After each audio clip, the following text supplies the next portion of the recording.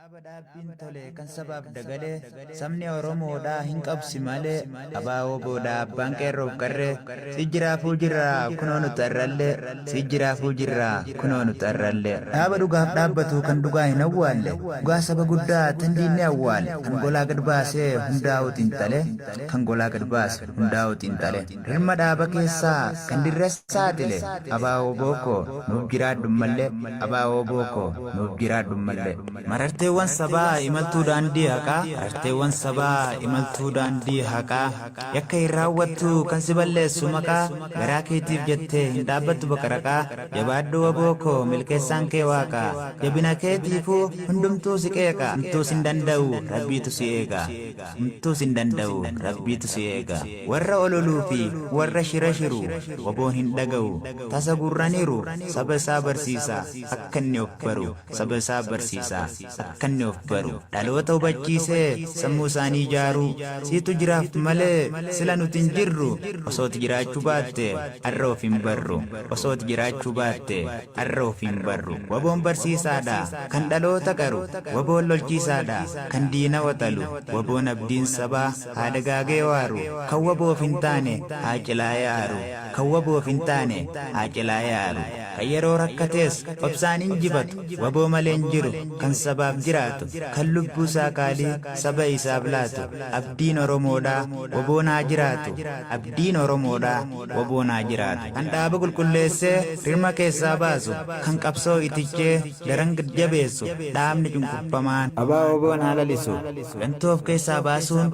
dirqama kaayyooti qabsoon qoosaa miti nungeenya layyootti gantuun calalamuun jabina qabsooti jabaadhu wabookoo injifannoon keeti yoo jabaanne wal garraa shaggar finfinnetti yoo jabaanne wal garraa shaggar finfinnetti abaa waboon jaarmee ulfinaa warri akeekaa fi kaayyoo kana jala hiriire tolchineeti beeknaa kan kanarraa hafe silas diina keenya ofirraa eegnaa jabaadhaa Oromoo koo barananii moona fincila diddaa garbummaa san kan xumura garbummaa goona fincila diddaa garbummaa san kan xumura garbummaa goona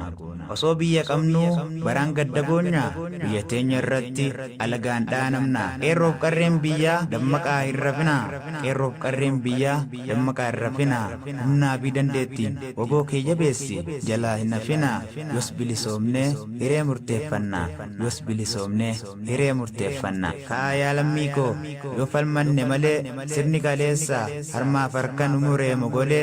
har'aas waan hun dhiifne kan kalee nu qale kan kaleerraa barre nu dhaloota jiile kan kaleerraa barre nu dhaloota jiile alamuu diddaafuu bosonatti galle gabroomsaa buqqisuuf qawwee fannifanne hanga xiqqaa hafe buqqisuudhaaf kaane hidda jala cirre kunoo yaaddeessine waywaachisu jirra finfinnee marsine hidda jala cirre kunoo yaaddeessine waywaachisu jirra finfinnee marsine waywaachisu jirra finfinnee marsine lamuu hin qalabnu yoo botti jigne lamuu hin qalabnu yoo botti jigne nuti sirraan cinnu sitti cinna jenne yoon hin maxxanfanne gamaa fi gamasii falma finiinsine sirna haara jaarra sirna moofaa digne yoos nagaan jiraanna mataa ol qabanne yoos nagaan jiraanna mataa ol qabanne kanaafuu yaa jaallan koo ololtuu fi gantuuf gurra hin laatina jabaaddan jabaanna sirna gabroonfataa hiddaani buqqifna kanaafuu yaa jaallan koo